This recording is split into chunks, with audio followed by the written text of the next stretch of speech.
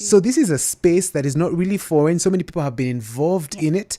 There's like a clique that talks about it with so much passion. The pop culture space, right? Yes. But there's others who are like, guys, I need like a masterclass. What is this? So talk to us about what exactly you do. Okay, so yes, as you mentioned, my name is Ndanu, co-founder at Naiccon. So Naiccon is a platform for creatives in the pop culture space. Yes. So gaming, comics, animation, film, art, music, all that, right? So Naiccon, being a platform, really enables the creatives to be able to, number one, enhance what they do. Okay. So we put together workshops and panel discussions and trainings around the spaces.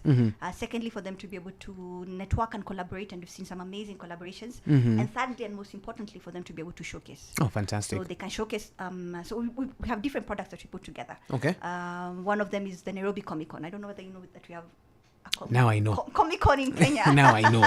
Yes. Yeah, the first in East and Central Africa many years back. But that's just one of them. So a platform through Nairobi Comic Con. We host the Mombasa Comic Con as well. Oh, wow. This is going to the second edition. Yes. That's an area and a region that's been neglected for a very long time. But we thought, a lot of concentration is within the city area. Yes. But there's a lot of talent on that side that needs a platform to be able to showcase. Okay. And that's one of the main reasons why we went to Mombasa. But then we also, over the years, I've seen people coming into our events with children. Yeah. And there's need for us, and even besides that, there's need for us to really just focus on the children, get to be able to empower and inspire them around these areas. Right. At an early age. And they're intrigued. They have so much. Yeah, they have so much passion for this. And you can imagine, if you put a millennial or a Gen X and a kid, they will tell you so much about this, and you're like, that's genius. Yes. So they do know these spaces. They're constantly on, and like us growing up, we only had gaming cafes. Now people are having their PSs at home. Imagine. They have mobile phones that can actually play games and all. Right. So we really just want to be able to empower this next generation of tech savvy and creative kids, and that's now why we host the kids convention, which is actually coming up on Saturday. All right. So you have parents tell you, here's my son, here's my daughter, please engage them in that. That's very interesting. Now I want to know your background a little bit, what you studied, and why you ventured into this, why you got into this. I mean, 5-10 years ago you'd say this and people are like, is this really going to happen? Just like the internet, when it's at the onset, people were like skeptical about it, but then now looking at it 10 years on, it's now flourished, it's exploded into this big thing. So talk to me about why you ventured into this. What's the sacrifice you made? Sacrifice. I love that one.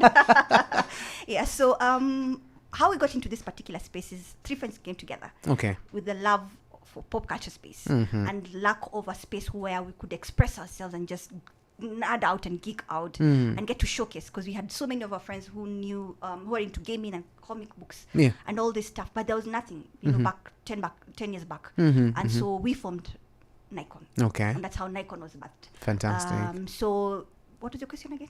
Now, why you ventured into this? Basically, what was the motivation behind you involving yourself into this thing that 10 years ago wasn't something that was prospective, but right now it's very big? So I think the biggest was just the need for creatives to be seen and heard and their stories told, and an opportunity for them to be able to thrive in the spaces that they're at. And that's the biggest reason why we actually formed Naiccon. And we've seen such success stories out as a result. As I said, we were the first in East and Central of Africa back then. And if you look at the industry right now, let me delve into the esports space. Now there are more kids getting into this particular space of esports. One of the very biggest one is mobile gaming. Why so? Because it's the most accessible. It's cheaper compared to PC and PCs and computers. And then console gaming. And there's now, over the years, Africa's actually coming to put together the series. We have so many game developers in Africa. There are games that are now accessible on all these platforms that we're able to download them. Esports is like a big pillar for who Naiccon is. We put together some of the biggest experiences around that particular space. Like last year, we during the main convention, which is the Nairobi Comic Con. When you walk into that space, you'll find gaming tournaments around the mobile space. You find console games going on. We have what you call a LAN party. So a LAN party is like a social gathering for gamers. Like they're there with very fast internet. Sounds really cool, it's like a camping kind of a thing for gamers. They're there 2 days straight on just downloading games, linking, and it's not just. And I think maybe to talk about esports and why we need to be able to differentiate it from gaming. Yes, is that esports is professional gaming. People can actually make money out of it also. Actually make money out a whole career out of it. A whole career out of it. And we've seen that growth over the years. Initially when you're coming in, people are like, what are you guys doing? Not taking it seriously. But now they're seeing the potential. Now we're having esports athletes getting, representing Kenya out of the country. Yes. And you can actually see the growth that it's come. And I think maybe one of the things that I'd like us to talk about is how big of an ecosystem esports is.